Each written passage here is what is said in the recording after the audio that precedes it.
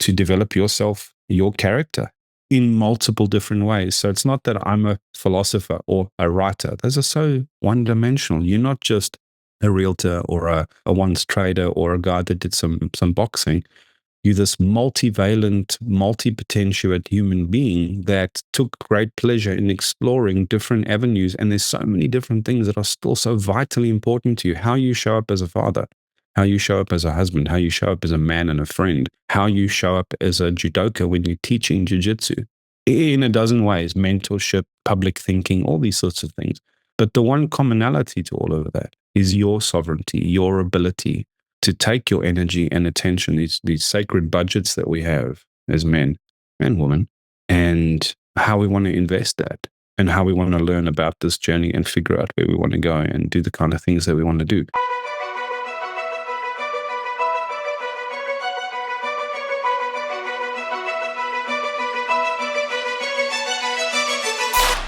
My brother Rocco.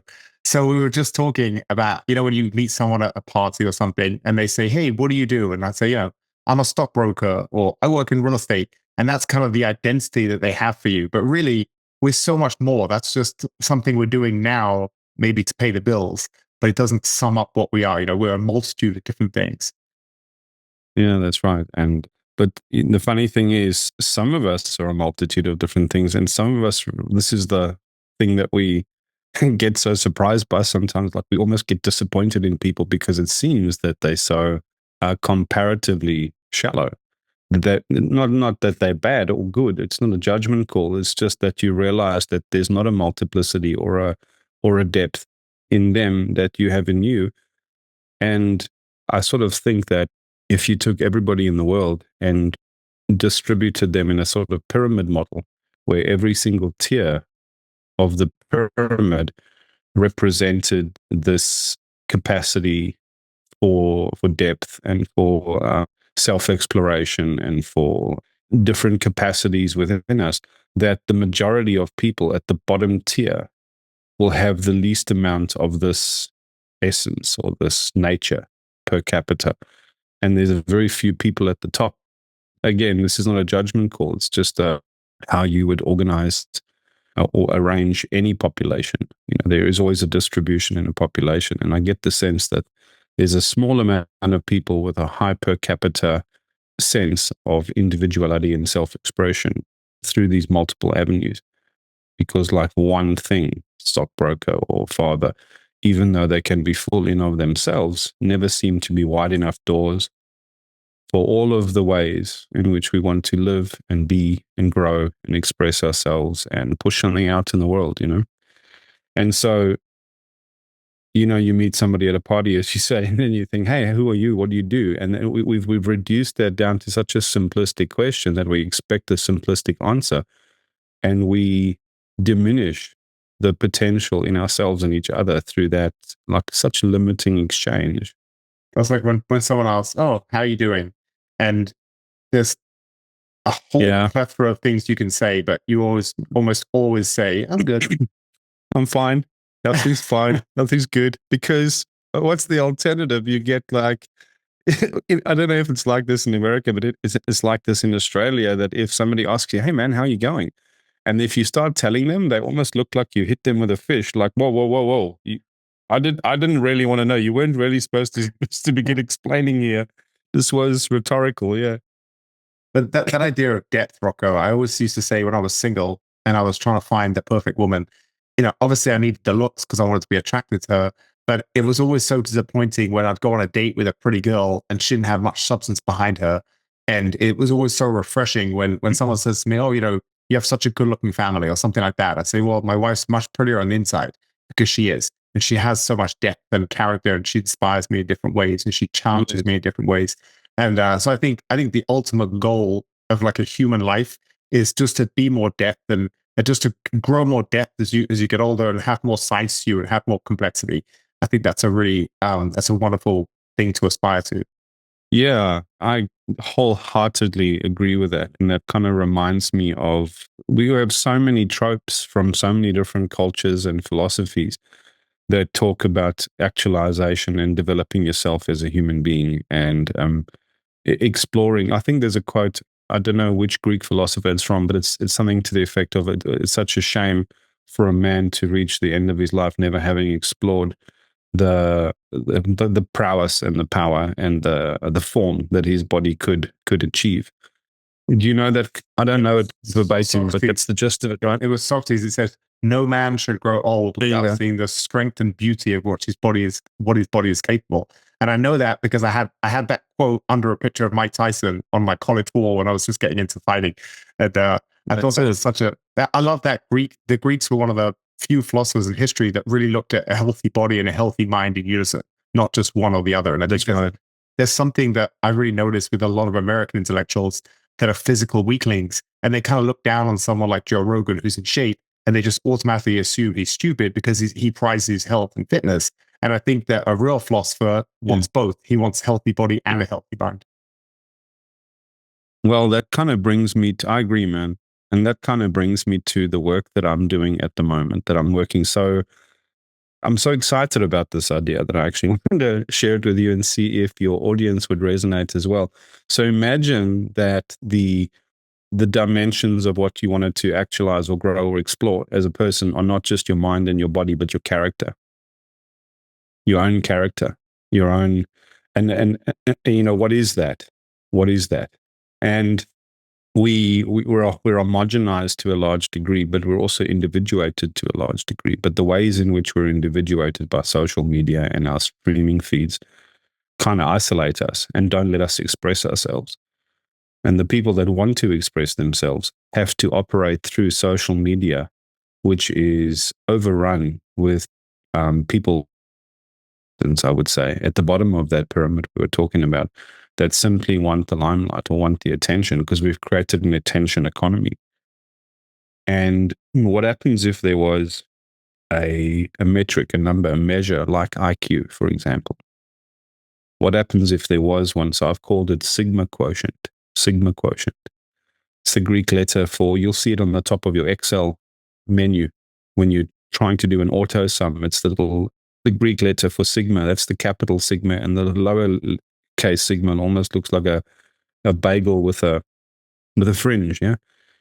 And that means two related things. The one means a sum of its parts, which I like that idea. Like, you know, your sigma quotient is the sum of your total sum. You know, it's all the parts that you're made of.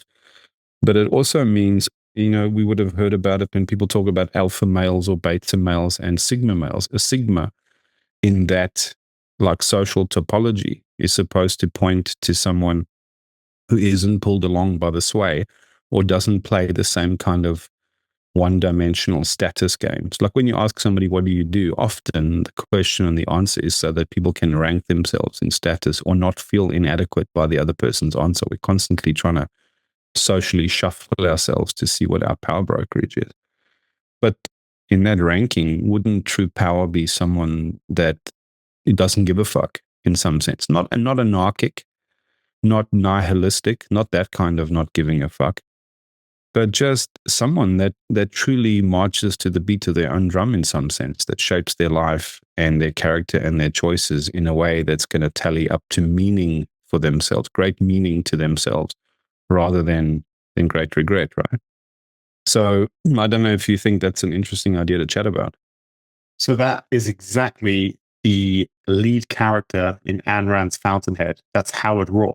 And his whole thing is he just doesn't, people keep saying like, what do you think, Howard? And he said, I don't even think about you. Like these annoying people that are only trying to get their validation through external means from society or whatever it is, prestige, fame, money, glory. And he's always about he's an architect and he follows his true inner passion to create amazing buildings for himself. He's not looking for the external prestige. And that's the whole point of the book is, and that's what inspired me to start my journey as an entrepreneur. He's trying to actualize in that way. Yes, exactly. He's trying to self-actualize and he doesn't care about what society expects of him. And that character was so powerful and it resonated with me so much. That convinced me to start my trading company at 24 and change my life. So I love that idea. You know, there is something I want to raise though, because there seems to be a fine line, but it actually can be quite clear. There seems to be a fine line between not giving a fuck what society thinks, but also being completely self-entitled. And we see both. The worst is when you see those things together, when someone doesn't care what the rest of the world thinks or expects of them. Of course, to be a sovereign human, you have to have that strong sense of self and conviction. But you also have to have this like other software. Think about being as a father, the message you would want for your kids, right? Do you just want to be a taker in the world, or do you want to be someone who feels a responsibility to give back in your own way, by your own discernment, which is actually more reason why you'd want to develop your own discernment and develop your knowledge and understand the plight of others that you share the path with. You know, it's how to be a good rolling partner in jiu-jitsu, how to be a good sparring partner in boxing, how to be a good partner in a marriage, how to be a good partner in business, yeah, how to be a good neighbor. You still want that, right? So that's actually a very interesting comment. There was a guy, Rocco, he was a guy I knew from trading, and he was a huge Ayn Rand fan, but he used that philosophy to be a selfish prick. And I couldn't agree more. Just because you're true to yourself doesn't mean that you forget about society and the world you're in. You want to be a good member of society for your community and, look out for the people around you. So it's definitely, I couldn't agree more. So my work is focusing on how do you handle that intersection of that seeming paradox? How do you march to the beat of your own drum, decide for yourself, but also not become a cynical narcissist in that? Because that's the trap. And that's what I'm talking about, this building of character. Because building of will that you can, or power that you can express over other people or just get what you want. So one example that I use is like, if we talk about actualization, because that's really what we're talking about here. Let's say there's a husband and a wife, and the husband is actualizing. He's growing his business. He's the CEO of a company. He goes golfing on the weekends. He takes yachting holidays with his mates. One of those people in the marriage is actualizing. I wouldn't say at the expense of the others, but the other one is not really free to do that. The other one is more of a servant to the first one's intentionality and projects, right? And, I'm not saying that's, again, not a judgment call. I'm not saying which is right or wrong, but I definitely wouldn't want to be on the receiving end of that, which means that's not a sustainable model. At some point in time, that's going to breed resentment or regret. At the very least, that other person in that marriage is going to end the innings or end the journey. And when they look back and wonder what they did with their life, they're going to realize it was a life of service that probably wasn't appreciated. Because if it was appreciated enough, the other person would make room for them to follow their dreams as well. So we have these twisted ideas about actualization, and we compartmentalize our needs, and we treat everything else as a resource or something that we can harness, manipulate, leverage for our benefit. And you need to be able to see opportunities in that way, but you can't have a single-minded view of the world. You have to have this. There's this excellent book that I've got on the shelf over there. It's called The Master and His Emissary by Ian McGilchrist. He's a neuroscientist and a psychologist, I believe. And he pointed out that, like, the idea that we have of the left and the right brain, we get taught in school, there's this cartoonish picture with, on the left side, it's all logic and maths, and on the right side, it's, watercolor paints and a riot of color. But actually, what he's trying to say is, through lots of study that he did, and also examining and testing people that had damage or strokes on one side or one hemisphere and the other, or people that had that surgery where you actually sever the corpus callosum, this nerve bundle that joins the left and the right, because people had like epileptic seizures and they had to have it cut to save them from that. What they noticed was two different personalities emerged. Like the left hand is connected to the right brain, and the right hand is connected to the left brain, as is the eyes and ears, right? And the one hand would be putting keys in the pocket, and the other one would be taking it out, because they fundamentally wanted something different in that moment. And they had different ways of imagining and recollecting spaces, recollecting memories. If you asked the one verbally, it would tell you one thing. And if you asked it to write it down, it would say something else. And it's not that those personalities were emergent, he discovered. It's that we actually have both. We have all of them inside of us at the same time. And the half of the human battle of just keeping your sanity and trying to work out coherence in any given moment is the unconscious reconciliation that needs to happen between those two different intentionalities inside of us. So he said the real difference is how we relate to the world. The left brain is the reductionist persona inside of us that sees everything like an object that has a complete subjective view on reality. It's all about me. Everything out there is either in my way or something I can use or take or have or need more of. And and we get our whole lifestyle, our whole environment is reduced to these cold interfaces. These every doorway that you walk through is designed by efficiency, minimum budget. How can it just tick the box and do the job? And yet online, there's all this synthetic glamour and shine and lens flare and colors, but they're all cold interfaces, right? And the right brain has a more objective view of everything, realizing that there is subjectivity in itself and everything else. Everything else can have its own kind of experience. So when you realize that, you realize that some people, like, they live their whole life. Most of us actually live our whole life just through this view of the left brain, where everything is just a resource. Nothing is connected. There's no, the idea of capitalism, just the raw idea of it, right, is that we can keep growing forever in a closed system.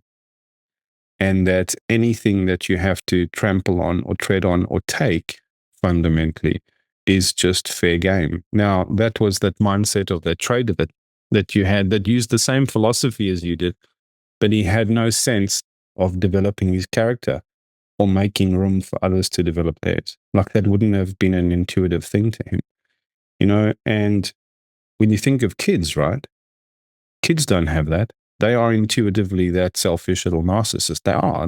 We begin like that. You have to teach them to consider others. You have to teach them the reality that you share the road with other people. You have to teach them that you have to be a good neighbor. And so my work at the moment is all about how do you guide and lead thought so that that becomes an attractive option for many people? How do we start noticing this idea that there is a way that we can take our sovereignty back from the various systems of control? Social media has got us so fucking deranged, man. Politics, for whatever is right or wrong about either side, we're not really arguing about what's right or wrong about either side. We're really arguing about personality, reality TV, like a clash between characters. And we're all getting drawn into that. It's not about what we're legislating for the welfare of the nation. It's a personality bun fight, like when school kids are doing the voting for class president. It's just, they'll promise you anything, and they're going to be gone in a minute. And we're all going to be sitting with the animus.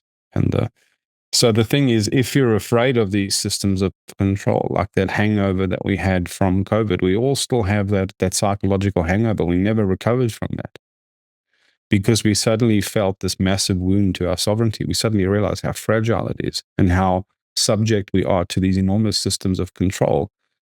We're afraid of the deep state. We're afraid of overbearing governments. We're afraid of influencers. We're afraid of what social media companies are shaping the algorithm to make us watch and make us believe. We're mistrustful of media companies, of dishonest pharmaceutical companies, because we realize that the words coming out their mouth are designed to co-opt your psychology, game your psychology, and steer you in a certain form of decision-making and belief, whilst compromising everything that you actually care about as a human being in a way that you don't even realize it's happening.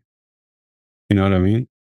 Yeah, so true. And so to me, Sigma Quotient is this capacity that we have to explore our own sovereignty and maximize our own potential, realize our own potential through the deliberate and dedicated effort to own our own shit, to figure out where we begin and end, to figure out how the forms of influence that are exercising their influence on us all the time, and how to hold boundaries against that. in relationship, in work, in the political sphere, on social media, or whatever that is. You gave me some wonderful advice maybe about a year ago. Yeah. And you said, Lawrence, I think you need some more space in your life. And I noticed today I had a long day and I got up super early. I probably could have done with a bit more sleep, but I wanted some space in the morning before I started my day.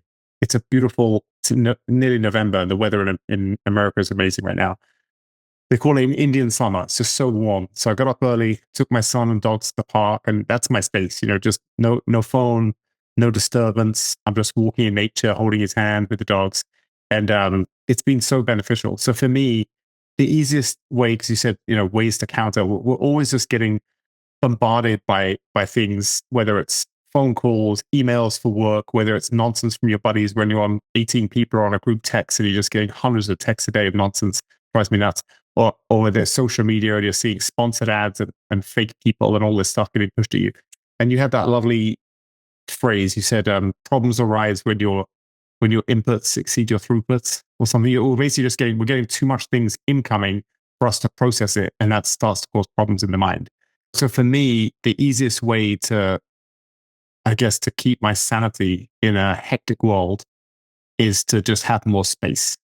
Is there any other kind of real life tactics that you use where you help people to deal with this? So I think everyone's struggling with the same thing, Rocco. Yeah. You get exactly. So I call it overwhelm, right? Yes. So I call it overwhelm because it's probably the best word for it. And you said before, that quote that I had was, systems fail when their inputs exceed their throughput. So we have a system of psychological processing. We've got a nervous system that processes things. It's why we have weird dreams in the middle of the night. It's why we have random memories popping up. It's why we have feelings coursing through our bodies. And we've also got cognitive systems in which we process ideas, and we process thoughts, and we process our beliefs even. But the problem is we're processing a lot of that unconsciously and without discernment. So we don't have like a filter or a sorting mechanism. We're just constantly being bombarded. And those systems, any system, right? A trading system, a judicial system, an education system, even a little system that you have at home to do the laundry or do grocery shopping, whatever it is, will become overwhelmed and will fail if the inputs that you're throwing at it, in other words, the demand that you're expecting it to cope with, exceeds the natural throughput that that little system is designed for, or that the platform that it's running on is designed for. So your system for buying groceries is dependent on who goes to the grocery store, how far the grocery store is, how it is that your food and basic needs are available from 4 or 5 different shops that have different seasonality and opening times and specials. And so you work it all out, but if anything changes, then you have to pick up that mental load. That overhead goes onto your system to try and accommodate that. Now imagine your nervous system, your reproduction system is affected by the plastic in the water and the heavy metals. Your attention and mental processing is compromised by the absolute overwhelm of feeds that you get. Because even when you go to bed at night, you pick up your phone and you start scrolling, you can bombard yourself with a stream of things that aren't even coherent. Just like watching a movie, where at least everything that's coming in is coherent in a plot with characters and narratives that your brain and your subconscious can all stitch together. Doom scrolling is like 3 seconds, 4 seconds of different things with no coherence.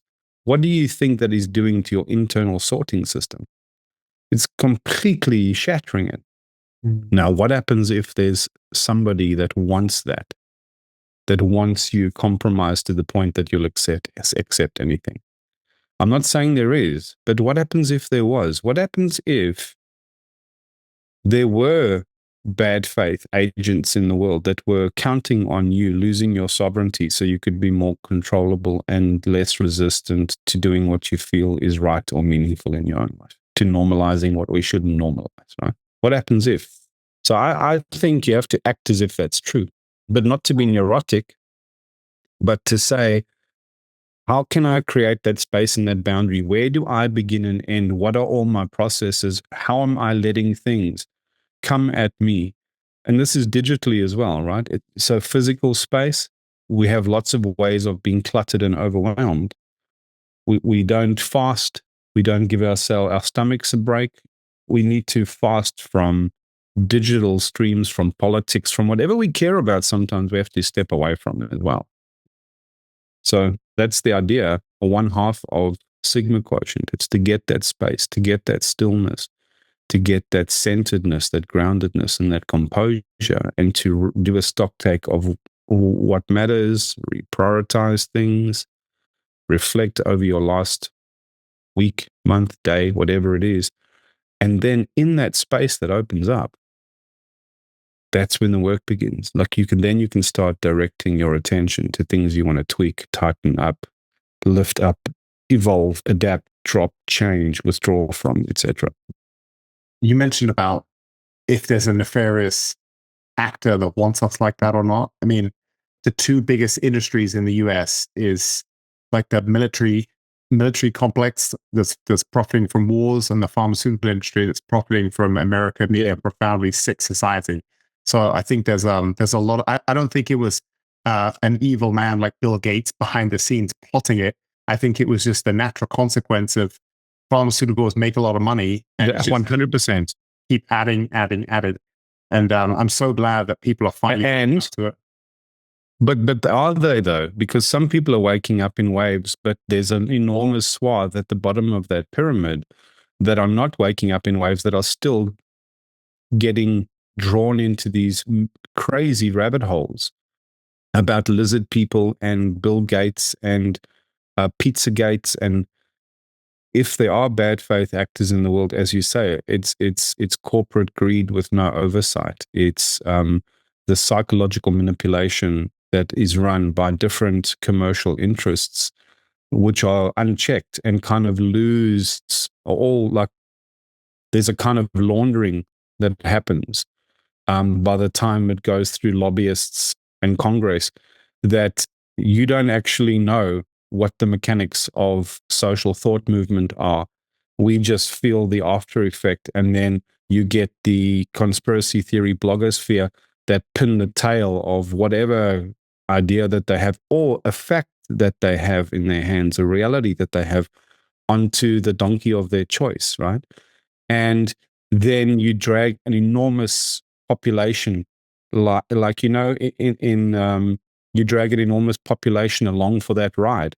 And then through that form of distraction, we don't actually deal with the actual problem, because now we're busy dealing with a million spot fires where someone says, oh, the red tires did this. Oh, the blue tires did that. That's not the actual problem. The problem is the fact that lobbyists can pay for outcomes. That is non-democratic. It's fucked. The Federal Reserve is fucked. We've got these fundamental problems that we're not even looking at because we're so drawn into the animus of team sports, which is so fucking redundant, right? And you know, when you get those starlings or swallows moving around in a group like this in the evening sky, it's called a murmuration. It's not like they have a plan. They have a heuristic that says, don't crash into the bird beside you or in front of you, and don't veer away too far away from the bird in front of you or beside you. So there's this kind of elasticity, this heuristic that happens. So if one bird swerves to catch a gnat on the wing or feels an updraft, the other 7 birds around it, I don't consciously go, oh, I think he's made a smart choice, I'm going to follow him. They're just led by their nose. They're led by their instinct to move. And then the 1,000 around those 7 go, oh, that's the way we're moving. But then somebody else has a movement here.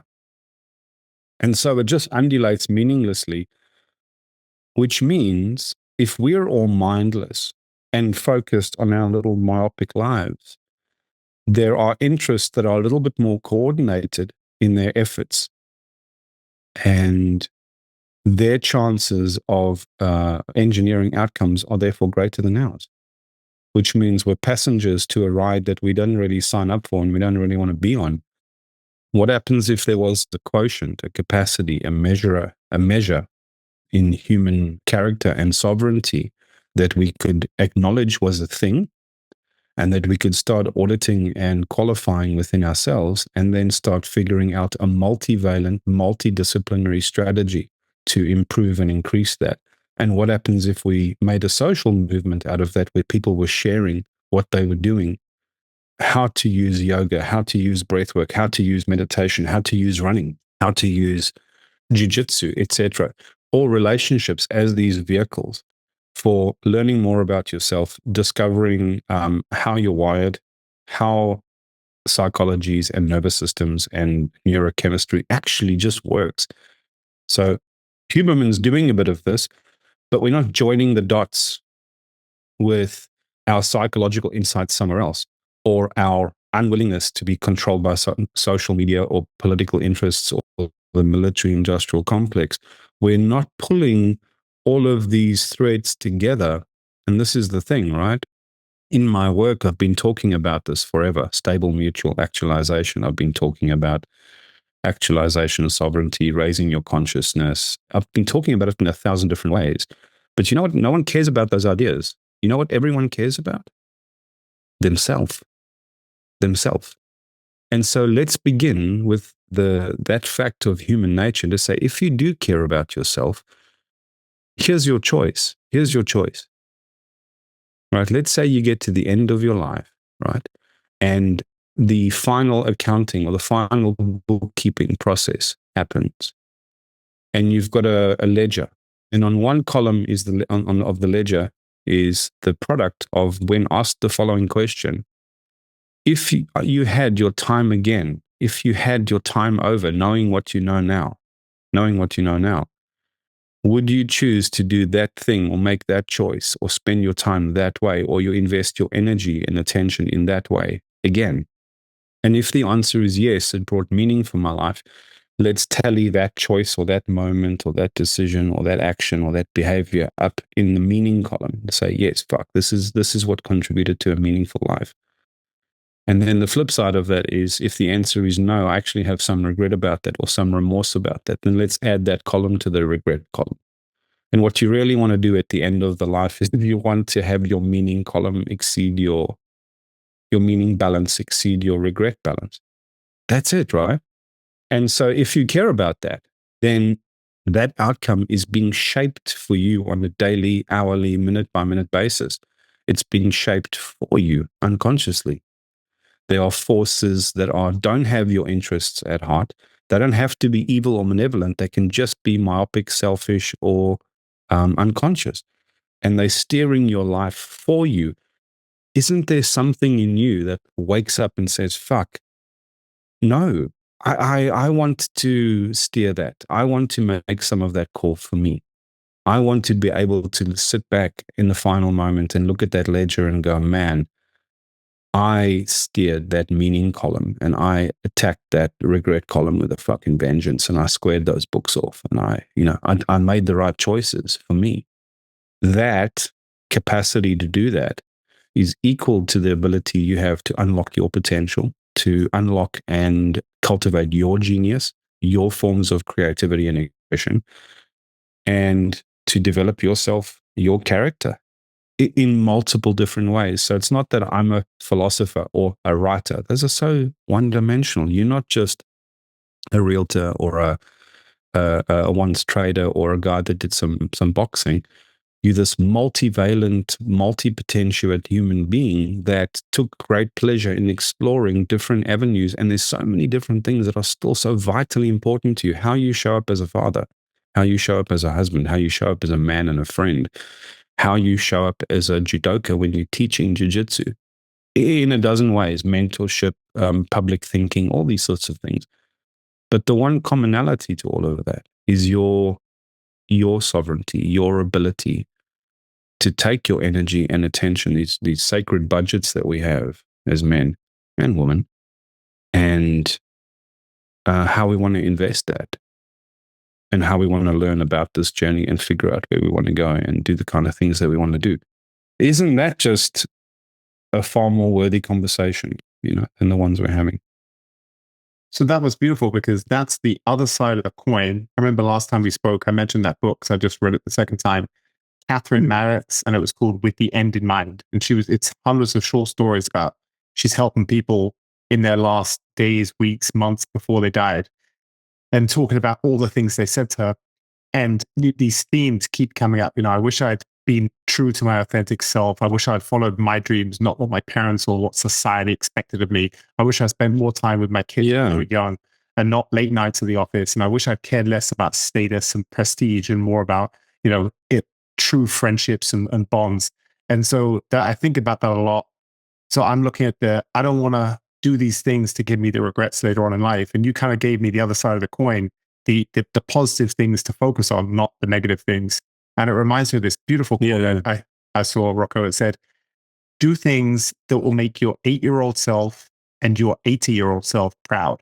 And I absolutely love that, because when you're young, you're made of rubber and magic and you have these dreams and aspirations. And then when you're old and you look back, you want to be proud of your life. And I think anytime I come to a big decision or a crossroads, or even just shall I do this today or that today? I'm really, even just the last few days since I read that, I've been thinking about that a lot. What would make my 8-year-old self proud, or what would make my 80-year-old self proud? Yeah, I love that. Beautiful. Because I have this one called what would love look like right now? Like, what does courage look like? What does nobility look like? But that can also be idealistic, right? Whereas if you ask the question your way, the nice thing is you look back and you look forward. You also look to your maybe not your ancestors, but somebody who you know of an older generation that you want to be proud of you. But then you also look at your son or your kids and go, man, like, what kind of choices am I making that when they arrive at their sovereignty and agency and capacity to sit me down, look me square in the eye and say, why did you make that choice? I want to have an answer that I'm proud of. I want to see I want to see the love and admiration reflected in their eyes and have it be sincere, not something that I press ganged in there, I think that is, until you have kids, you never understand how strong that calling can show up. And I was writing something yesterday, and I said this before actually, that parenting, there is no job which presses on you more accountability, responsibility, and the capacity to form somebody else's thought and shape their character, that you are less prepared for and less supported for in that role. And man, that is such a clarifying way of saying it, my 8-year-old self and my 80-year-old self, because it kind of invokes your father figures, and it also invokes your relationship with your son. It has to, Rocco, I talk a lot, and I'm sure people that listen to me that don't have kids are sick of me saying it, but I talk a lot about how much I'm so much happier now as a parent than I was before. But it's such a weird one, because this weekend, my son was an absolute demon. He was such a little monster. And I remember just being yours as well, frustrated. And my wife and I were kind of joking, and we're like, this is not fun. But it's something, I don't know if it's hardwired in us, because if it wasn't, we wouldn't procreate and we wouldn't have kids and it would die off. But there's something about, he can be a monster all weekend, and then I have 30 minutes with him at the park of just laughs and fun. And all I remember is, oh, he's the best. This is the best thing in life. Just so funny the way that works. But yeah, it's I always think, when I describe it to people, parenting, I always say, it's, yes, you're going to lose freedom and you're going to lose some of your sleep and you're going to get frustrated sometimes. It's going to challenge you, and it's going to put some strain on your marriage sometimes. But is there anything you're proud of in your life that was easy? Because I know with me, all the things I'm most proud of, but if I was 80 years old now, looking back at my life, there'll be 4 or 5 things that I'm the most proud of, and they were all the hardest. I wasn't proud of anything that was easy. So I think that's the same with parenting. Is it's so rewarding, because you do have to go through a lot of shit, and you do have sleepless nights, and you do get irritated, and you do have less, romantic time with your wife, because you've got this little stinker that comes between you sometimes. But those good moments are so meaningful, because it is your DNA. So obviously it's hardwired in us to be so proud and love those little wonderful moments you have. It's a paradox though, right? Because I had a friend of mine that said to me, because they recently got married, he's such a wonderful guy. And I said, hey man, what's going on there? And he said, yeah. I don't know if I'm ready to answer that question out loud yet, but I'll tell you, since we're asking and since you have these kind of conversations with me, what's going on for me. I don't think everyone should be a parent. I know some people just formulaically get married, get a house, get a station wagon, get kids. And it's not that their kids don't change them and there isn't enormous capacity for growth and happiness. It's just sometimes some people don't have emotional maturity to make the choice to level up when the moment comes. They become the victim, or they become they become the taker. They become the main character in their story. And I've seen way too many people unhappy marriages that were not prepared for children, and the children suffer, and the children then become damaged people that have their own bad ideas about love and forgiveness and what it means to be a good man and a good woman. So he said, so when I become a father, if I become a father, I'm not for or against it. It's just I want to make sure I'm not doing it because it's formulaic. I want to make sure that I have some sense of calling, because I want to know that when the moment comes, I've made the choice from discernment and from self-awareness and from conviction. Not, I don't want to subject anybody to my lack of forethought. And so I don't think everyone should be parents. Maybe they could be, but maybe not in this phase of their life. And I don't think that phase of life is an age question. I think it's an emotional maturity question. Some people are old by our standards already, and they still haven't gone properly through their psychological adolescence, right? They still have that main character vibe or a victim vibe, or they still lack awareness of other people's needs or accountability. You wouldn't want those people to become parents, actually, because you wouldn't want a child, you wouldn't want them as a parent, because they're not train wrecks, but you wouldn't put money on them doing the mature leadership thing. You know, there's that poem by Rudyard Kipling, If. I love that poem. And we can all aspire to it, but I don't think everyone's got that in them at this phase of their life, you know? And that's why I talk about Sigma Quotient. If you Google If, read by Michael Caine. Beautiful. It's really beautiful. I should read it. I sent that to you, in fact. Yeah, it was beautiful.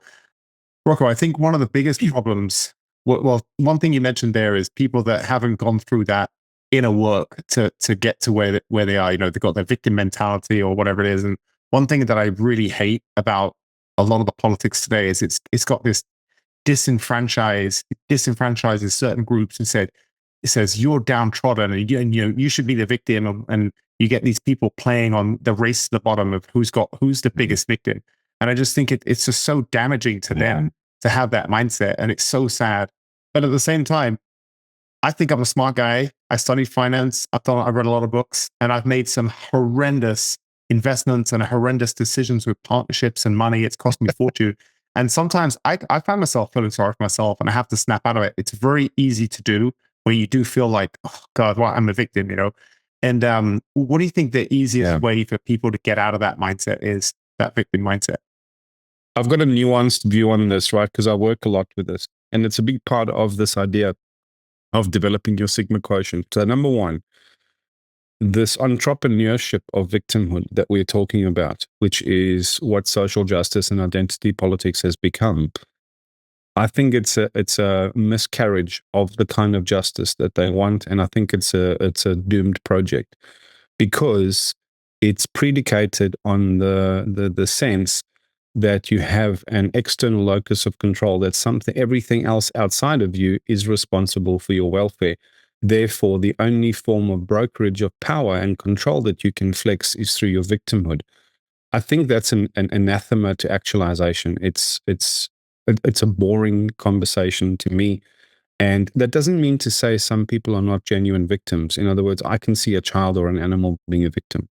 I can see somebody with a differential of power actually being victimized. Like there's people being victimized in this economic market and this political climate at the moment. There's business owners and struggling families that are victims to terrible choices. That is complete victimhood. But to peddle your victimhood as a badge of status, I think is a perversion. Now, how to stop, because that's never going to get you a sense of sovereign self. What you're always looking for is you can't handle your own shit. Remember, we're not responsible for what happens to us, but we are accountable for steering ourselves through that and for becoming the person that we're trying to become. That is still always on us, which means you have to process the wounds that you had. You have to process. So If you are triggered, it's always your problem. It's your problem if you are triggered. And if we're honest with ourselves, half of the things we say and post online is because we're triggered to do that, which means it's kind of coming from a kind of victim, woe is me, an injured place. And that doesn't mean there's no room for talking against power or talking against abuse. We should also have that.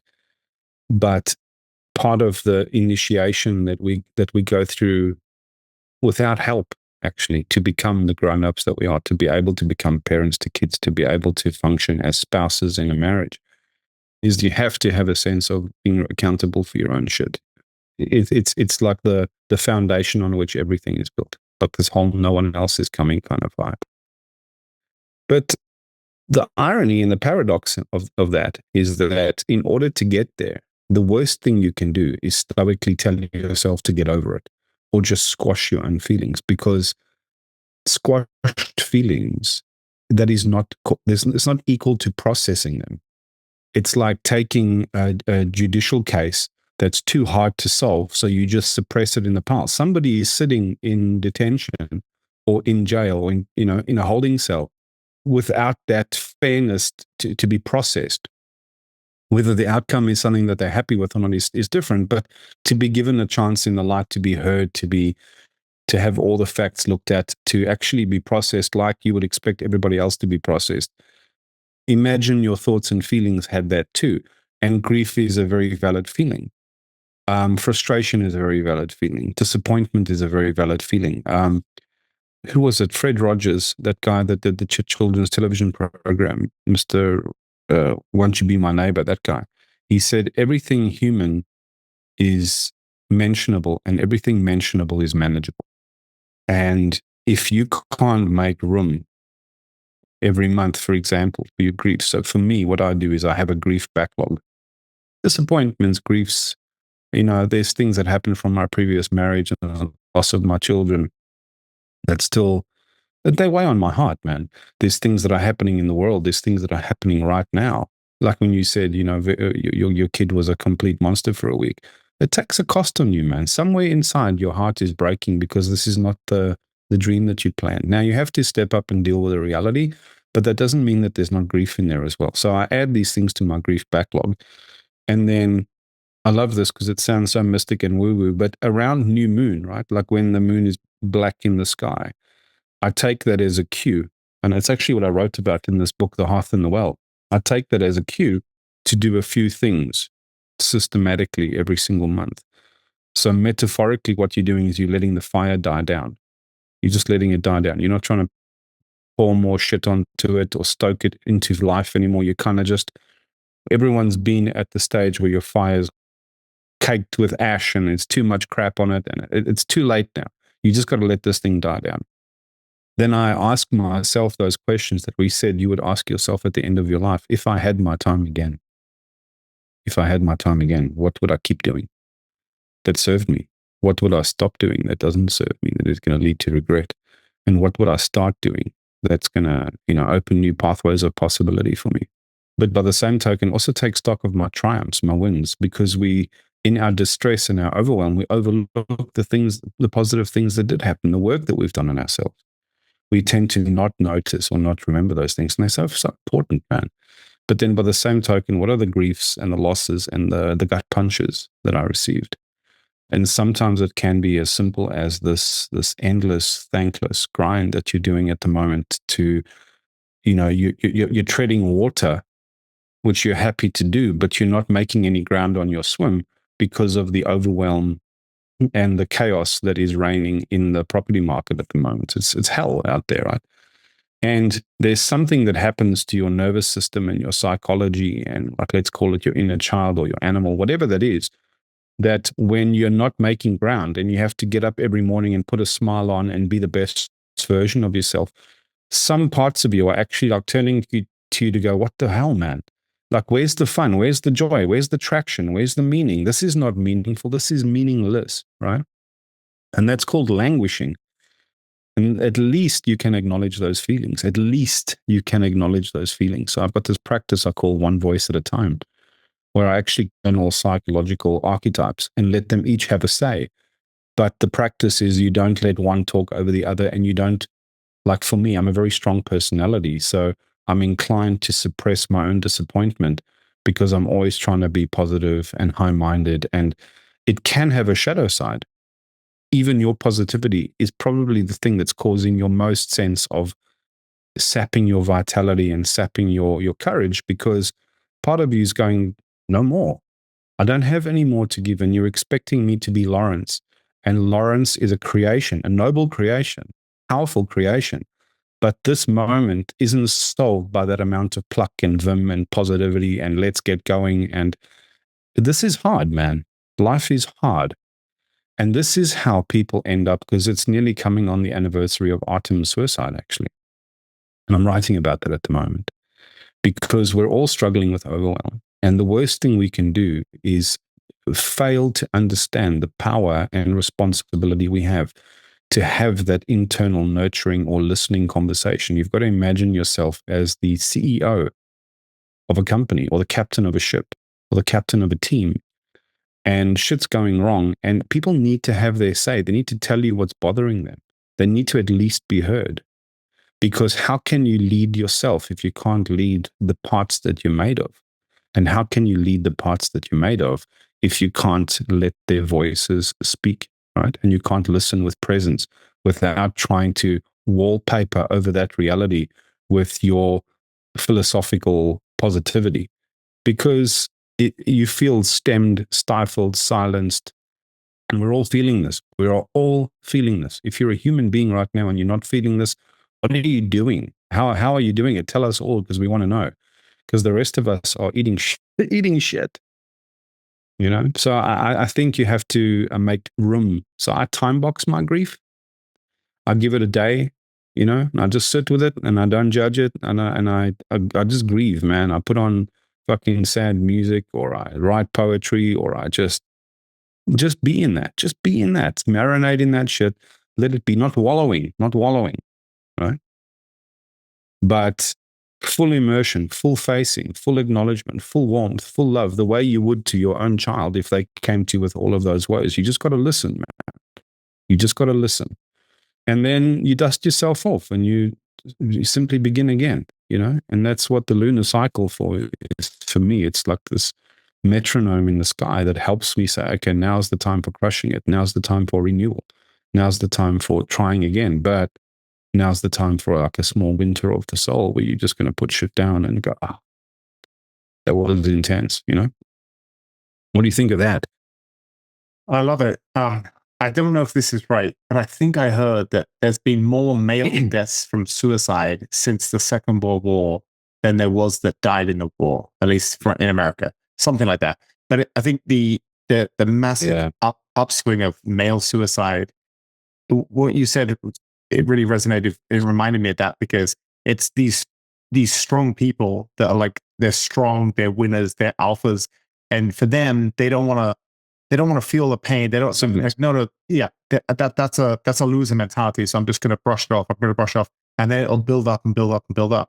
And it doesn't matter how strong you are. You still have to, like you said, face that dark side and face your disappointments. And I tell you, I know exactly what you meant, because when he was really frustrated this weekend, there was the anger and frustrated part, and then there was the sadness, because you have that picture of like, we have this lovely relationship, and he's my little buddy, and it's like, man, this is not fun, and I have some resentment towards him, and I'm like, how can I have resentment towards? He's not even 4 years old. Like, I should be the bigger man, and he shouldn't feel resentment. But it's and we do feel resentment, and I love the idea as well what you said about every month looking, what would I do again?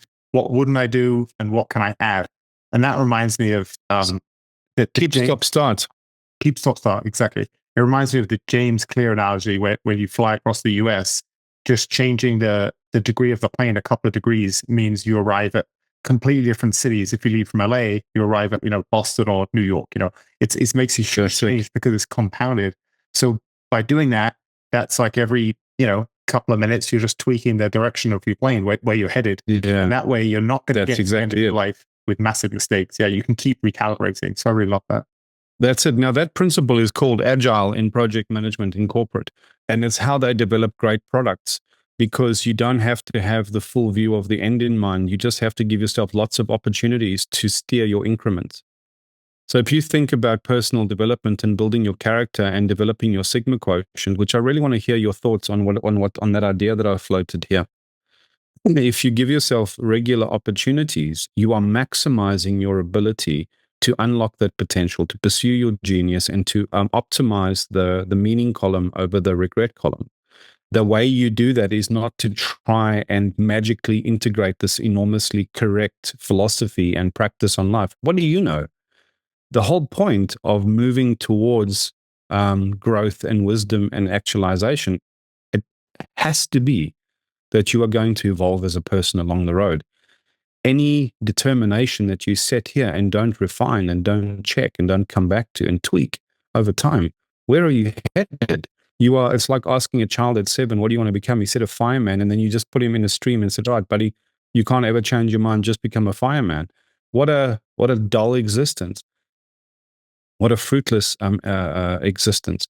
But to depth check every couple of kilometers along your marathon and say, should we speed up the pace? Should we lengthen our stride? Should we focus on our breathing? How are we doing? How are we feeling? Let's do a check-in. It's just a tactical check-in, right? But it's a tactical check-in with some executive refinement that you're actually listening to that feedback and saying, okay, where do I want to direct this now? So it sounds mystical, but what could be more common sense than giving yourself a regular, timed opportunity to take stock, ask yourself those questions, and build this inventory of understanding that you can actually invest in better decision making, and then give yourself regular opportunities. And the nice thing that I like to do is during the month, we go back to that retro, that little list that I wrote, to keep, stop, start. And I don't just ask myself what I want to keep and stop and start. I ask myself that at the level of myself, my container and my relationship and my family, and then my work and my calling in this world. So it's a grid of 9 blocks, right? With those ones at the bottom for wins and griefs. And then I go through that maybe once or twice in the month to make sure I don't want to get to the end of that month and then go through the same thing and realize that I made the same mistake again. I actually want to give myself an opportunity to say, hey, hold a second here. I said I was going to keep doing this. Man, I've got to keep doing this. I know what it means to me. I said I was going to stop doing this. Yeah, okay, new plan. I have to try and find a way. Give yourself a lot of opportunities to implement those things, and you will create a life of meaning. You will. Now, we all want to create a life of meaning, but the sad reality is we first have to get through the storm that's coming. And the shit in the world is not going to get any better. It's going to get worse. It is going to get worse before it gets better. And the only way it gets better is if a lot of people put down the projects that they are wrapped in, political drama and identity politics and rabid pressing of women's issues in religion or abortion rights, or not to say that those things are not important, but we're not having a coherent, intelligent discussion about anything. And the reason we're not doing that is because we're overwhelmed. We are both like frozen in stuckness, in our helplessness in the current situation, as well as being completely overstimulated. So the first thing we have to do is start marshaling our own Sigma quotient, our own sovereignty, our own sense of self, our own boundaries, our own psychological resilience and regulation. And those require knowledge. They require practices. They require understanding. We're not just going to read all the books in the world. We actually have to start normalizing this as the core metric, the core measure, and saying, fuck, I need to work on my Sigma quotient here. Because when I do that, I get everything more that I care about. That doesn't mean I'm going to have an idyllic life without problems. It means I'm going to be able to navigate the ones that are already here with more grace, more wisdom, more leadership, etc. And people say to me, Rocco, what you're teaching is so complex, because it's a bit of Andrew Huberman, it's a bit of Sam Harris, it's a bit of Jordan Peterson, it's not that I've taken those ideas from them, but it happens to have overlaps with what all those individual people are focusing and talking on, including James Clear, right? But they're saying it's complex, but I didn't create the complexity. Humans are complex. Human life and modernity is exceedingly complex. And now we need to level up our operating systems. We need to up our game. You can't take someone that did JKA karate and put them in a jiu-jitsu role and expect them to understand that enormous nuance of complexity and nuance and subtleties and body mechanics. It'll just completely overwhelm them. You have to practice that technology so you can integrate the understanding of it at a biomechanical, a nervous system, a neurochemical, psychological level, a limbic level, right? That takes a lot of work. And the invitation on the table at the moment is that life is dialing up in complexity and creating more and more and more and more and more discomfort. It's going to break us, man. But that the secret aim of all tension is transformation. Secretly, I believe that the invitation inherent in any form of discomfort or any form of what we call unacceptable is an invitation for us to evolve, adapt, acclimatize, and not do that unconsciously, because that's what's already happening here. It's to start taking the conscious reins and start doing an audit of our beliefs and an audit of how we're pulled around like a bull or a water buffalo by the nose by whatever shit we're encountering.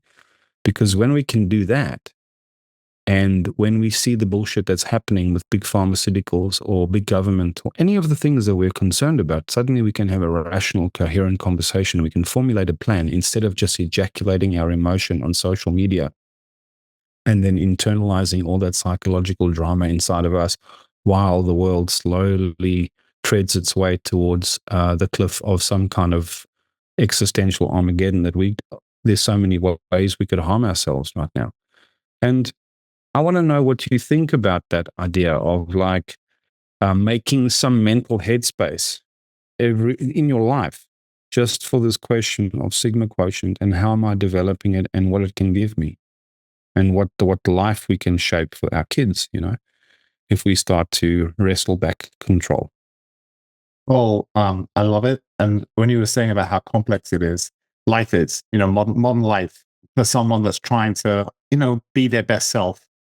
You just reminded me of one night about a year ago. I took an edible and I was high and I was out at midnight looking up at the stars, walking my dogs. And I had this thought. I was like, man, I am juggling so much stuff.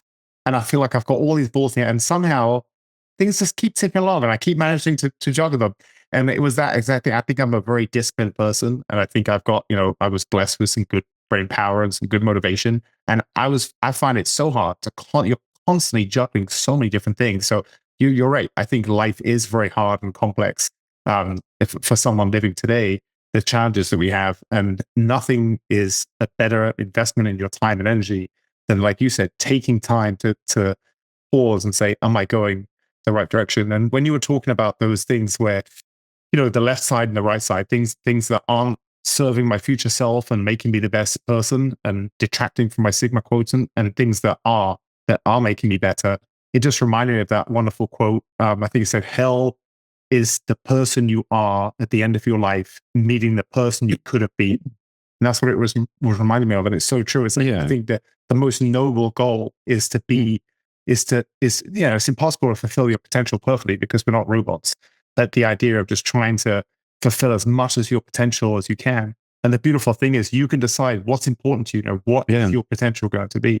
And I know that at some point my wife and I are going to have some type of ranch for old, injured dogs that have been cast out and have no home. We're going to have 1 million dogs. That's both of our passions. How about old, injured philosophers? You can always have a better buddy. But no, I think it's very important, Rocco. Yeah. So, if that idea interests and excites your listeners, jump on board the conversation. So I'll give you a link from my Substack. It's Rocco Jarman, ROCCOJARMAN.substack.com, and it's roccojarman.com as well.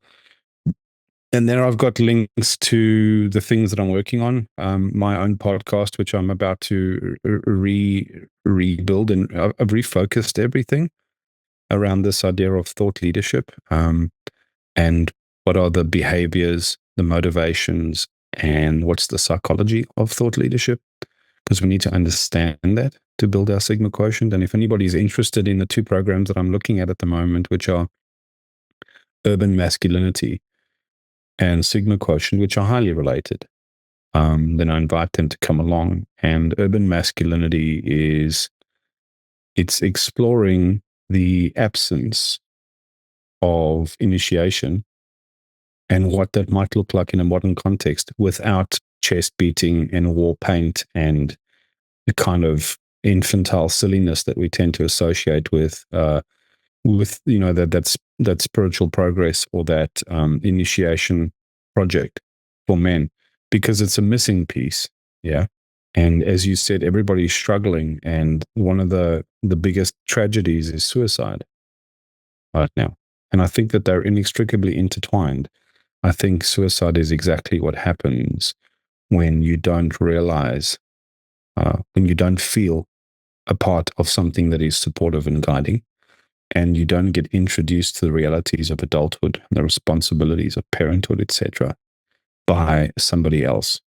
Um, you know, to me, there's a bright line that exists between adolescence and adulthood. And Lawrence, I'm not talking about the kind of uh, adolescence and adulthood where to be an adult you have to be of legal drinking age, or to be a man you have to have a certain percentage of muscle mass or bank balance or status. It's really how you recognize the behavior of an adolescent and how you recognize the behavior of an adult and how you show up as an adult, even though you still have those adolescent feelings inside of you, and how you don't project that onto women or the man or some other form of perpetrator group like the woke culture does, or onto the other political team. You start looking for ways that you can be of service to your family, your community, your future self, you know. And if you care about that bright line and you care about helping more men and women across that line, and if you care about standing on the right side of that line and helping others to normalize that there's a difference between the two and that there's a process, there is a verification and authentication process to say, hey, hold on, do you actually know how to walk beside other adults and take responsibility for the mess around us? No one's saying that you caused it, but this is not a blame game. This is an accountability game. If we were a tribe and our future survival was at risk, what we would be most concerned about now is what we should keep doing, what we should stop doing, what we should start doing, what can we try. No one's perfect. No one's going to have exact answers. Politics is such a stupid way of solving that problem, because everyone's always arguing that the other one is responsible for all of their problems and woes, but we're not really focusing on solutions. We're focusing on blame, and we're focusing on character attacks. How do we change that? Because the current answer to that for young people is this just think about the games they're playing, like the dating game. They're racking up body count. It's a game. It's so cynical. They are destroying the image of femininity and masculinity to each other, which is going to have an enormously detrimental effect to the psychology of young people and to them as parents, and then as the children that will come from those unions. We've got to do better, man. We've got to do better, because Maya, my daughter, and Victor, your kid, at some point in time, they're going to come into their own agency and they're going to look back at us and say, what did you guys do? Well, it was very complex and it was difficult, and there was this happening in the news. And they'll say, yeah, I got all of that. But what did you do about that? I want to have an answer, man. I really want to have an answer. But it's not the kind of thing you can do on your own. It's the kind of idea that only really works if a lot of people are seeing wisdom in it and are trying it out in prod, really giving it a go. And so that's what the Urban Masculinity Project is about. It's about exploring what the reality of initiation would look like without the silliness that we associated with mentally in our heads. In other words, what would it just take to induct people as adults and let them find their own connection to their ancestry and to the way that they came through the world, to accept the fact that mistakes would have been made in raising them, and to see how they can fit in and start becoming part of the solution, and also make room for other humans to be imperfect and make their mistakes as well. That to me is psychological adulthood. And there's a project around that which men need to lead men in, and also lead the conversation and engage with women about how we can change our ideas about masculinity. So it's so core to our psychology and our problems. And then I'm sure, it's not that urban masculinity is only for men. It's actually open to women as well, who want to better understand men and who want to better integrate with men in relationship in whichever way, where every part of that team is taking accountability for the way that they show up and for their own Sigma Quotient and their own conscious evolution. Yeah. So that's beautiful. that's about all I have to say about that.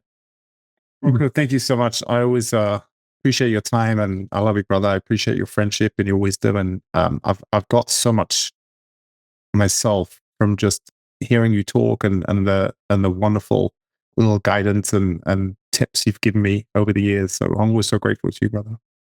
Oh, geez, man, you're so welcome. And it's a great burgeoning friendship, and I kind of feel like we're only just beginning.